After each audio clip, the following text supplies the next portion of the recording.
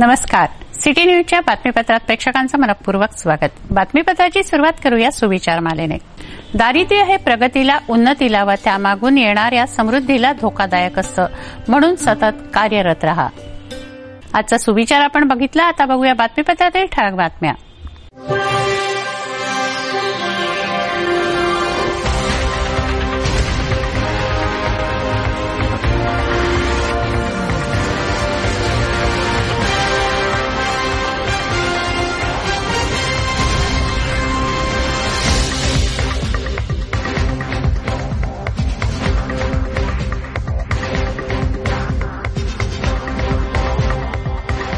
बातमीपत्रात वेळ झाली एका विश्रांतीची. विश्रांतीनंतर पुन्हा भेटू. पहा फक्त सिटी न्यूज.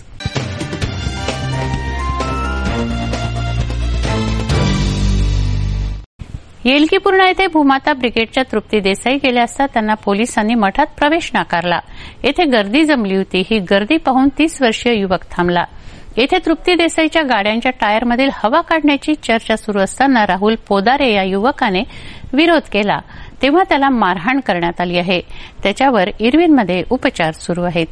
आम्हाला माझ्या गावी यायसाठी येलकीच्या मठापासूनच यावं लागते आणि त्या ठिकाणची गर्दी पाहून आणि गर्दी दिसली आणि गर्दी पाहून मी त्या ठिकाणी थोडं थांबलो असता त्या ठिकाणी 2-4 पोलीसवाले होते आणि ते पोलीसवाले गर्दीला म्हणत होते की तुम्ही तृप्ती देसाईच्या गाडीची हवा सोडा म्हणून. मी ऐकलेलं होतं तृप्ती देसाईंचं नाव, म्हणून त्या पोलीसवाल्यांना म्हटलं की तुम्ही चांगलं ज्ञान सांगता साहेब म्हटलं लोकांना.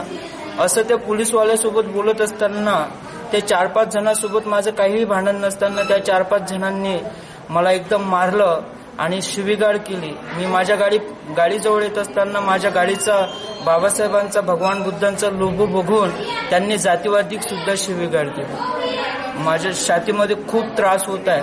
आसेगावच्या पोलीसवाल्यांनी फक्त FIR दाखल केली, PSC मध्ये नेलं, परंतु इथे इरविनला रेफर केलं नाही. मला रात्री खूप त्रास जाणवला, म्हणून आता मी सकाळी 8-9 वाजता माझ्या नातेवाईकांनी ऍडमिट केलं. तर पोलीसवाले सुद्धा आसेगावचे खूप खाऊ आहेत. नोटाबंदीला 1 महिना पूर्ण झाला आहे. या पार्श्वभूमीवर आणखी काय घोषणा होते याकडे सर्वांचं लक्ष लागलेलं असताना 8 डिसेंबरला केंद्रीय अर्थमंत्री अरुण जेटली यांनी पत्रकार परिषद घेऊन 11 मोठे निर्णय जाहीर केले आहेत. कॅशलेस इंडिया, डिजिटल इंडिया करण्यासाठी पंतप्रधानांनी महत्वपूर्ण पावलं उचलली आहेत. पेट्रोल भरणे, रेल्वे तिकीट, आयुर्विमा ऑनलाईन केल्यास त्यामध्ये सवलत मिळणार आहे. कर, सरकारी शुल्क ऑनलाईन भरल्यास चार्ज लागणार नाही, अशी महत्वपूर्ण पावलं पंतप्रधानांनी उचलली आहेत. याविषयीची माहिती पत्रकार परिषदेत दिली आहे. माध्यम से वो point of sale machines, micro ATMs और ATMs तक ट्रांजैक्शन कर पाएंगे. जो उनकी स्वाभाविक क्रेडिट लिमिट्स हैं, वो लिमिट्स इस पे लागू होंगी कि जहां जहां सबर्बन रेलवे नेटवर्क है, उन सबर्बन रेलवे नेटवर्क्स में जो लोग मंथली और सीजनल टिकट लेंगे डिजिटल मोड से पेमेंट करके,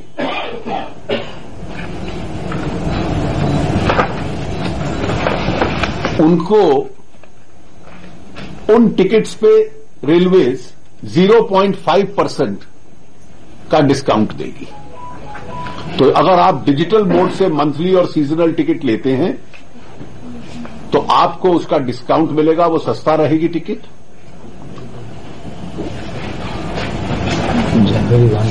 और ये 1 जनवरी 2017 से लागू होगा और मुंबई सबर्बन रेलवे के साथ इसकी पहली शुरुआत होगी.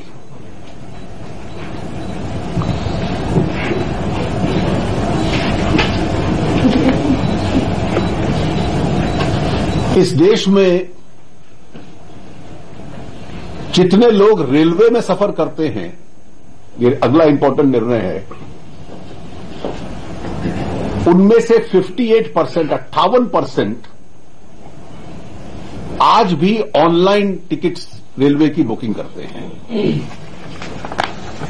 जो ऑनलाइन बुकिंग करेगा उसको टिकट के साथ साथ 10 लाख रुपए का एक्सीडेंट इंश्योरेंस क्लेम मिलेगा.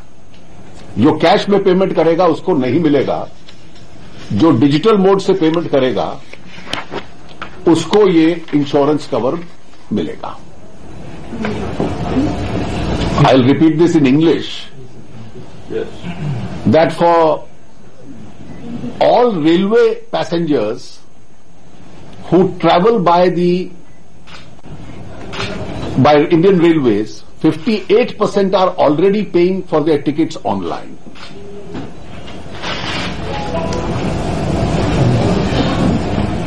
Those who buy tickets online will get a free accident claim insurance of 10 lakh rupees only if they pay by the digital mode. अगला निर्णय भी रेलवेज का है। Railways catering, accommodation, retiring room, ये सब payment based facilities हैं जो railways देता है। जो भी इन फैसिलिटीज के लिए डिजिटल मोड से पेमेंट करेगा उसको रेलवेज 5% का डिस्काउंट देगा। So all other facilities like accommodation, catering and retiring room, which railways charges for, if payment is made by the digital mode, the facility will be 5% cheaper. अगला निर्णय बहुत महत्व का है। पब्लिक सेक्टर इंश्योरेंस कंपनीज जो हैं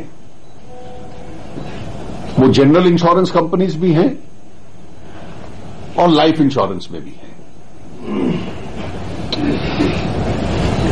जो directly in insurance companies जो सरकारी क्षेत्र की हैं उनके कस्टमर पोर्टल से अपनी इंश्योरेंस पॉलिसीज लेंगे by online payment.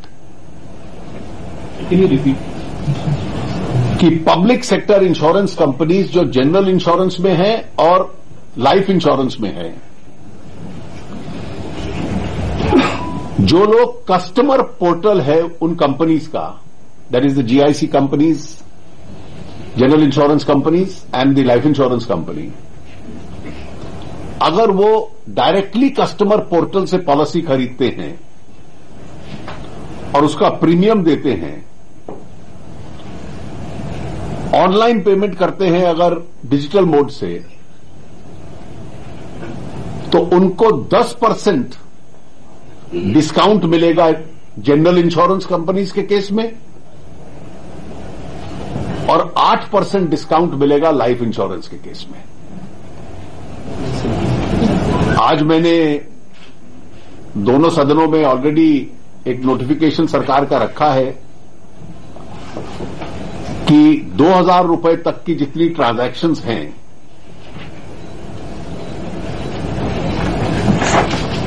Digital mode से, उन पे सर्विस टैक्स नहीं होगा। ये already parliament has been informed today of दिस।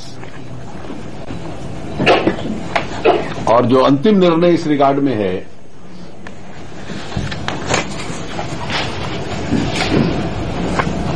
कि जो टोल प्लाजास पे नेशनल हाईवेज में फास्टैग या आरएफआईडी कार्ड्स का इस्तेमाल करते हैं और उनकी डिजिटल पेमेंट करेंगे, उन टोल प्लाजास के यूज करने के लिए, टोल के लिए आरएफआईडी कार्ड या फास्टैग्स होंगे जिनके पास, और उसकी पेमेंट वो डिजिटल मोड से करेंगे, तो उनको वो 10% डिस्काउंट यानी सस्ता मिलेगा। Cash will cost, the cash cards will cost more than the digitally paid cards. तो ये 11 इंपॉर्टेंट डिसीजंस हैं जो सरकार ने आज लिए हैं। वैसे ये लगभग तुरंत लागू हो जाएंगे। उसके जो औपचारिक नोटिफिकेशंस या ऑर्डर्स हैं उस दिशा में कंसर्न विभाग इसको इशू करेंगे, और इसके पीछे जो उद्देश्य है वो यही है कि जो मौजूदा स्थिति में कैश के स्थान पर डिजिटल ट्रांजैक्शंस पे सरकार का एम्फेसिस है, इसके माध्यम से उसको और तेज किया जाए. We want to catalyse that whole process. I may only clarify that merely depositing money in a bank doesn't mean that it changes color from black to white. भूमाता ब्रिगेडच्या तृप्ती देसाई यांनी एलकीपूर्णा येथील मठाची नोंदणी रद्द करण्याची मागणी केली आहे. गुरुवारी तृप्ती देसाई यांनी ग्रामीण अपर पोलीस अधिकारी मकानदार यांची भेट घेतली व आपली मागणी मांडली. भूमाता ब्रिगेडच्या तृप्ती देसाईंसह 17 ते 18 सामाजिक संघटनांनी ग्रामीण अपर पोलीस अधिकारी MM मकानदार यांची भेट घेतली व मुरलीधर महाराजांना अटक व्हावी, मठाची मान्यता रद्द व्हावी अशी मागणी केली आहे. 13 डिसेंबरपर्यंत कारवाईचा अल्टिमेटम या संघटनांनी दिला असून कारवाई न झाल्यास 14 डिसेंबरपासून आंदोलनाचा इशारा दिला आहे. शोषण होतंय. आश्रमासारख्या पावित्र्याच्या ठिकाणी श्रद्धेचा बाजार केला जातोय, लोकांची फसवणूक आणि विश्वासघात केला जातोय. त्यामुळे सरकारने सुद्धा लक्ष घालून तातडीनं 2 दिवसाच्या आत कारवाई करावी. अमरावतीमध्ये हे जेव्हा प्रकरण घडलं, अमरावतीचे पालकमंत्री ज्या मतदारसंघात हे घडले, अचलपूरचे आमदार जे बच्चू कडू आहेत, ते अजूनपर्यंत याच्यावर आवाज उठवत नाहीत, काही बोलत नाहीत. म्हणजे पालकमंत्री आणि स्थानिक आमदारांचाच पाठिंबा, स्थानिक आमदार खासदार सगळ्याच पक्षाचे प्रतिनिधी महाराजांच्या पाठीशी आहेत का, आणि महाराजांना पाठीशी घालून जे आहेत त्यांचं प्रकरण दाबण्याचा प्रयत्न करतायत की काय, अशी शंका आमच्या सगळ्या मनात आहे. ऍडिशनल SP मकानदार जे आहेत त्यांनी सांगितलंय की तातडीनं आम्ही हे प्रकरण पूर्णत्वास नेऊ. आम्ही जे आहे ते महाराजांवर गुन्हा दाखल करू. महाराजांवर गुन्हा दाखल करू, आश्रमाची मान्यता रद्द करू. त्यासाठी आम्हाला वेळ द्या. आम्ही जो आहे तो 13 तारखेपर्यंतचा वेळ दिलेला आहे. 13 तारखेपर्यंत जर हे काही सर्व झालं नाही तर 14 तारखेपासून राज्यभर याचे पडसाद उमटतील आणि वेळ लागला तर कायदा हातात घेणार आहोत. मीडियाचे आभार मानण्यापेक्षा त्यांनी इतक्या कालपासून मीडियाने जो सपोर्ट केलाय, हे प्रकरण मीडियामध्ये जर आलं नसतं तर आमच्यापर्यंत पुण्यापर्यंतही पोहोचलं नसतं. आणि कालपासून आपण जी काही प्रसिद्धी, जे काही प्रकरण आहे, महिलांच्या अन्याय अत्याचाराविरोधात जो आवाज आमचा बुलंद केला, त्यामुळे त्याबद्दल सगळ्यांचे मनापासून आभार. या संदर्भात सिटी न्यूजने ग्रामीण अपर पोलीस अधिकारी मकानदार यांना विचारलं असता रीतसर चौकशी सुरू आहे व चौकशीतून जे निष्पन्न होईल त्यानुसार कारवाई होईल असं त्यांनी सांगितलंय. ग्रामीण अपर पोलीस अधिकारी मकानदार यांनी पत्रकारांच्या प्रश्नांना नेमकीच उत्तरं दिली. चौकशी पूर्ण झाल्यावर त्यानुसार कारवाई होईल असं त्यांनी सांगितलंय. या संदर्भामध्ये आमच्याकडे जे अर्ज प्राप्त झालेले आहेत त्या दृष्टिकोनातनं आम्ही वरिष्ठ अधिकारी नेमलेला आहे, ते योग्य पद्धतीनं चौकशी करतायत. त्या चौकशीमध्ये ज्या बाबी निष्पन्न होतील त्याचं न्यायिक बाजू तपासून त्या दृष्टिकोनातनं योग्य ती कारवाई केली जाईल. त्याबाबत त्यांनी काल रात्री अर्ज आपल्याकडे दिलेला आहे. तो अर्ज सुद्धा आम्ही चौकशी अधिकाऱ्याकडे हस्तांतरित केलेला आहे. त्या दृष्टिकोनातून सुद्धा चौकशी चालू आहे. अर्ज चौकशी पूर्ण होऊन त्यामध्ये ज्या बाबी निष्पन्न होतील त्यावेळी तत्काळ आम्ही कायदेशीर कारवाई करू. चौकशी अधिकारी हे DYSP कल्पना भराडे यांना नेमलेला आहे. मुख्यमंत्री देवेंद्र फडणवीस यांच्या अध्यक्षतेखाली विधान भवनातील मंत्रिपरिषद सभागृहात अमरावती जिल्ह्याच्या समस्यांसंदर्भात आढावा बैठक घेण्यात आली. पालकमंत्री प्रवीण पोटे, जिल्ह्यातील आमदार डॉ. सुनील देशमुख, डॉ. अनिल बोंडे, प्रभुदास भिलावेकर, रमेश बुंदिले, यशोमती ठाकूर, वीरेंद्र जगताप, रवी राणा, बच्चू कडू, मुख्य सचिव स्वाधीन क्षत्रिय, मुख्यमंत्र्यांचे प्रधान सचिव प्रवीण परदेशी, सचिव मिलिंद म्हैसकर तसंच विविध विभागांचे प्रधान सचिव, विभागीय आयुक्त JP गुप्ता, जिल्हाधिकारी किरण गीते या बैठकीला उपस्थित होते. अमरावती जिल्ह्यातील पुनर्वसनाची कामं, वॉर रूममधील प्रकल्प, मेळघाटातील अतिदुर्गम भागातील विकास कामांचं नियोजन, मेळघाटातील आरोग्य विभागातील डॉक्टरांची रिक्त पदे, अपूर्ण सिंचन प्रकल्प, घरकुल योजना, संत्रा उत्पादित परिसरातील कृषी पंपांना वीज, शेतकऱ्यांना कर्जाचं वाटप आदी विविध महत्वाकांक्षी प्रकल्पांना व योजनांना पुरेसा निधी मंजूर करण्यात आला आहे. या सर्व महत्वाकांक्षी प्रकल्पाची कामे नियोजन पद्धतीने गतिशील होणार असा विश्वास मुख्यमंत्री देवेंद्र फडणवीस यांनी व्यक्त केला. केबल व्यवसायात पारदर्शकता व सेवेत सुधारणा आणण्याच्या दृष्टीने सेट टॉप बॉक्सच्या माध्यमातून प्रसारण करण्याचे आदेश भारत सरकारच्या सूचना व प्रसारण मंत्रालयामार्फत देण्यात आले आहेत. त्यानुसार 1 जानेवारी 2017 पासून सेट टॉप बॉक्सशिवाय केबल प्रसारण दिसणार नाही, तेव्हा सेट टॉप बॉक्स बसवणं बंधनकारक करण्यात आलं आहे. भारत सरकारच्या सूचना व प्रसारण मंत्रालयामार्फत निघालेल्या पत्रानुसार 1 जानेवारी 2017 पासून सेट टॉप बॉक्सशिवाय केबल प्रसारण दिसणार नाही. त्या अनुषंगाने जिल्ह्यातील सर्व ग्रामीण भागातील केबल जोडणी धारकांनी केबल ऑपरेटरशी संपर्क साधून सेट टॉप बॉक्स बसवून घ्यावे. चौथ्या टप्प्यांतर्गत महानगरपालिका, नगरपालिका व नगरपंचायत क्षेत्रात सेट टॉप बॉक्स बसवणं बंधनकारक आहे. जे केबल ऑपरेटर हे सेट टॉप बॉक्स न बसवता प्रसारण करत असतील त्यांच्यावर कारवाई करण्यात येणार आहे. डिजिटल सेट टॉप बॉक्स खरेदी करणे व तो ग्राहकांना पुरवणे याबाबतची सर्वस्वी जबाबदारी ही बहुविध यंत्रणा, परिचालक व केबल ऑपरेटर यांची असून ती त्यांनी परस्पर समन्वयातून ठरवायची आहे. 1 जानेवारी 2017 नंतर सेट टॉप बॉक्स अभावी केबल प्रसारण बंद पडल्यास किंवा बॉक्सचा पुरवठा कमी पडल्यामुळे जनतेमध्ये रोष निर्माण झाल्यास बहुविध यंत्रणा, परिचालक व केबल ऑपरेटर्स यांना जबाबदार धरण्यात येईल व त्यांच्या विरुद्ध केबल टेलिव्हिजन नेटवर्क अॅक्टनुसार कारवाई करण्यात येईल. त्यासाठी 31 डिसेंबर 2016 पूर्वी नागरिकांनी सेट टॉप बॉक्स बसवून घ्यावं असं आवाहन जिल्हा प्रशासनाच्या वतीनं करण्यात आलं आहे. वित्तीय साक्षरता अभियानांतर्गत केंद्रीय मानव संसाधन विकास मंत्री नामदार प्रकाश जावडेकर यांनी विद्यापीठांचे कुलगुरू व उच्च शिक्षण सचिवांशी संवाद साधला आहे. व्हिडिओ कॉन्फरन्सिंगद्वारे हा संवाद साधला गेला आहे.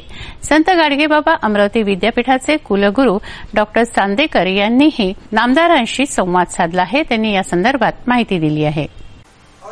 वित्तीय साक्षरता अभियान केंद्रीय मानव संसाधन विकास मंत्री नामदार प्रकाश जावडेकर यांनी हाती घेतलं असून त्या संदर्भात माहिती देण्याकरता देशभरातील सर्व विद्यापीठांचे कुलगुरू व उच्च शिक्षण सचिवांशी त्यांनी व्हिडिओ कॉन्फरन्सिंगद्वारे संवाद साधला. कुलगुरू डॉ. मुरलीधर चांदेकर यांनी प्रत्यक्षपणे संवाद साधून विद्यापीठाने कॅशलेस अभियानासंदर्भात केलेल्या कार्याची मंत्री महोदयांना माहिती दिली. यावेळी कुलसचिव डॉ. अजय देशमुख, वित्त व लेखाधिकारी डॉ. शशिकांत आचवले, संगणक विभाग प्रमुख डॉ. दिनेश कुमार जोशी, यंत्रणा विश्लेषक डॉ. नितीन कोळी, जनसंपर्क अधिकारी डॉ. नांदुरकर, जिल्हाधिकारी कार्यालयातील एनआयसीचे अरुण रणवीर व मनीष फुलझेले उपस्थित होते. have already got connected to all colleges. So you can also use that video wherewithal for training the volunteers. So volunteers will be sitting in one college hall and you will give training online also and on screen also. And then there will be Maharashtra राज्यातून video कॉन्फरन्सिंगद्वारे केवळ 2 विद्यापीठांना संवाद साधण्यात यश मिळालंय. पुण्यानंतर संत गाडगेबाबा अमरावती विद्यापीठाला हा बहुमान मिळाला. कुलगुरू डॉ. मुरलीधर चांदेकर यांनी देशभरातील 700हून अधिक विद्यापीठांच्या कुलगुरू व सर्व राज्यातील शिक्षण सचिवांच्या उपस्थितीत नामदार जावडेकरांशी संवाद साधला. संसाधन विकास मंत्री भारत सरकार श्री प्रकाश जावडेकर यांनी कॅशलेस ट्रान्झॅक्शन डिजिटायझेशन या विषयावर जी व्हिडिओ कॉन्फरन्सिंग आता केली त्यांनी, खरं म्हणजे त्या संबंधात अमरावती विद्यापीठाने आधीपासूनच प्रयत्न सुरू केलेले आहेत आणि हे येण्याच्या पूर्वी सुद्धा अमरावती विद्यापीठ याच्यासाठी सतत प्रयत्नरत राहिलेलं आहे. 5 दिवसापूर्वी माननीय राज्यपालांचं एक पत्र विद्यापीठाला प्राप्त झालं आणि लगेच विद्यापीठाने जिल्हास्तरीय कार्यशाळेचं आयोजन या संदर्भात करण्याचा निर्णय घेतला. शिवाय ऑनलाईन ऍडमिशन्स आपल्याकडे ऑलरेडी आहेत. किंवा प्राध्यापकांचं आता मूल्यमापनाचं जे काही मानधन दिलं जातं ते सुद्धा आता आपण त्यांच्या खात्यातच जमा करण्याचा निर्णय तो घेतलेला आहे आणि प्राध्यापकांनी सुद्धा मोठ्या आनंदाने त्याचा स्वीकार केला. त्यामुळे हे दर्शवतं की डिजिटायझेशनकडे संपूर्ण देश आता चालला आहे आणि अमरावती विद्यापीठ सुद्धा त्यामध्ये मनापासून सहभागी होणार आहे असा मलाही विश्वास वाटतो. कालच आम्ही एक आयर्लंडच्या विद्यापीठासोबत ट्रायबल म्हणजे रिसर्च इन ट्रायबल आदिवासी भागामधलं संशोधन या विषयासाठी करार केला.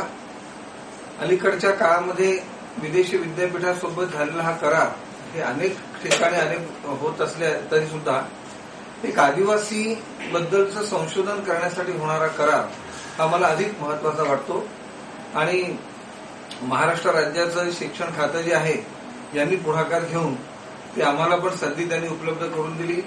शिवाय विद्यापीठाची चमू पण आमची त्याच्यासाठी सक्रिय होती.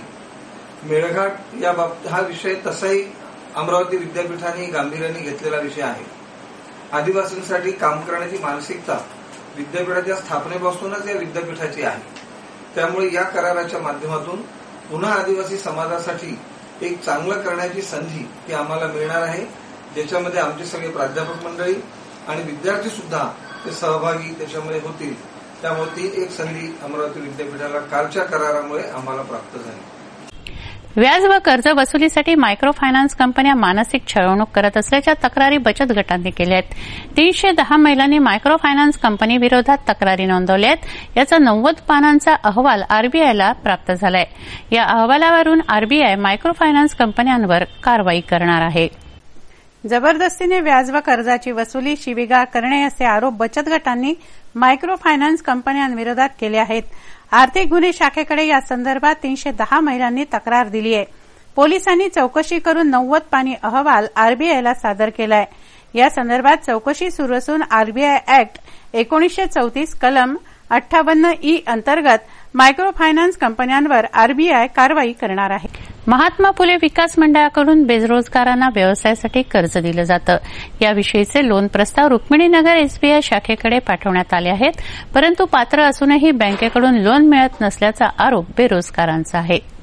बेरोजगार विद्यार्थ्यांना महात्मा फुले विकास महामंडळाकडून कर्ज दिलं जातं, परंतु रुक्मिणीनगरमधील स्टेट बँक ऑफ इंडियाकडे लोन प्रस्ताव पाठवूनही बेरोजगारांना कर्ज दिलं जात नाही. या विरोधात युवा जागरण मंचाने जिल्हाधिकाऱ्यांना निवेदन दिलं. ऍक्च्युली युवा जनजागरण मंचातर्फे निवेदन कलेक्टर साहेबांना सादर करण्यात आलेलं आहे. या निवेदनाद्वारे जे काही विद्यार्थी आहेत त्यांना व्यवसायाकरता लोनची आवश्यकता होती, त्याकरता त्यांनी महात्मा फुले महामंडळात त्यांनी प्रस्ताव सादर केला आणि तो प्रस्ताव महात्मा फुले महामंडळाकडून स्टेट बँकला पाठवण्यात आला आणि तो प्रस्ताव त्यांना पाठवण्यात आला असून त्यांनी रिजेक्टचं त्यांना पाठवलं. काही विषय नसताना तरी त्यांना बँकेनं आम्ही वारंवार विचारत आहे की का बरं आमचं रिजेक्ट केलं, तर ते आम्हाला उत्तर देण्याकरताही तयार नाही आहे. तर ते आम्हाला अरेरावीची भाषा वापरून बोलत आहे आणि तिथे गेलो तर आपल्या मॅनेजरची खुर्ची खाली असतात, चौकशी केंद्राची खुर्ची खाली असतात आणि बोलायलाही त्यांच्याजवळ 1 मिनिटाचाही वेळ नसतो.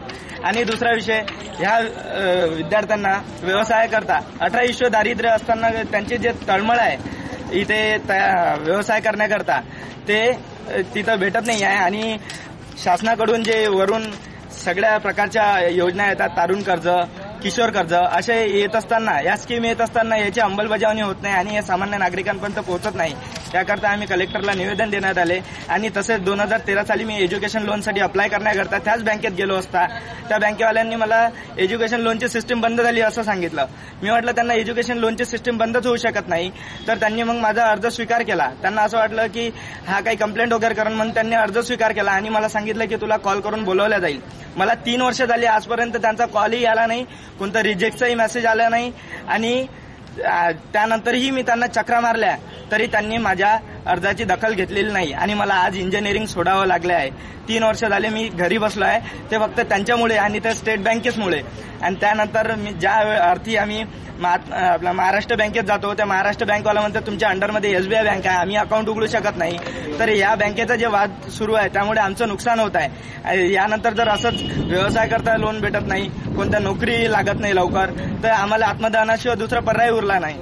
श्री संत अच्युत महाराज संस्थान शेंदूरजना बाजार येथे श्री दत्त जयंती महोत्सव साजरा होतोय. येथे श्री गणेश यागाचं आयोजन करण्यात आलंय. संत अच्युत महाराजांची महासमाधी येथे आहे. दरवर्षीप्रमाणे यंदाही येथे भव्य दिव्य आयोजन करण्यात आलंय. तिवसा तालुक्यातील शेंदूरजना बाजार येथे संत अच्युत महाराजांची महासमाधी आहे. श्री संत अच्युत महाराज संस्थानच्या वतीने शेंदूर बाजार येथे दत्त जयंती महोत्सव साजरा होतो आहे. 7 डिसेंबर पासून हा महोत्सव सुरू झाला असून 14 डिसेंबर पर्यंत विविध कार्यक्रमांचं आयोजन येथे करण्यात आलं आहे. संत अच्युत महाराज स्मृतिप्रित्यर्थ श्री गणेश याग ज्ञान यज्ञ येथे केला जातो आहे. पंडित सत्रे गुरुजी व ब्रह्मवृंद हा गणेश याग करत आहेत. त्यांचा सर्वात मोठा उपक्रम मला वाटते की तो म्हणजे जे धर्मग्रंथाचं लिखाण जे अतिशय दुर्मिळ असते आणि जे माणसाला माणूस बनवते. त्यांनी सर्व प्रकारचं म्हणजे महाभारतापासून भागवतापासून गीतेपासून संपूर्ण जवळपास 75 प्रकारचे ग्रंथ प्रकाशित झालेले आहे. जवळपास 100 प्रकारचे ग्रंथ त्यांचे जे काही राहिलेले आहे अप्रकाशित सुद्धा आहे. तर ते मला तर सर्वात मोठं काम आहे. दुसरं म्हणजे त्यांनी राष्ट्रसंतांचं मानवता प्रतिष्ठान स्थापन केलं आहे. इथे त्यांनी त्यांना आयुष्यात आपले गुरु मानलेले आहे आणि राष्ट्रसंतांच्या विचार आणि प्रचाराचं कार्य करण्याचं कार्य ते मानवता प्रतिष्ठानमार्फत करतात.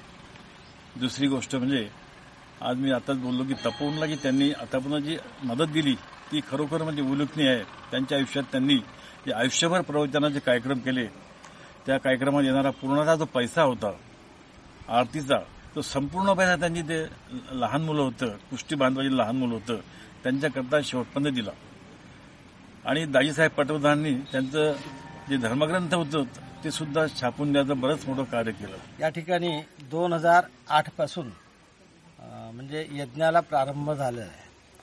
वंदनीय अच्युत महाराजांच्या प्रेरणेनेच विवेकभाऊ सावरकर जे आता नागपूरला असतात त्यांनी मला सांगितलं, डॉक्टर साहेबांनी सांगितलं की इथे यज्ञाला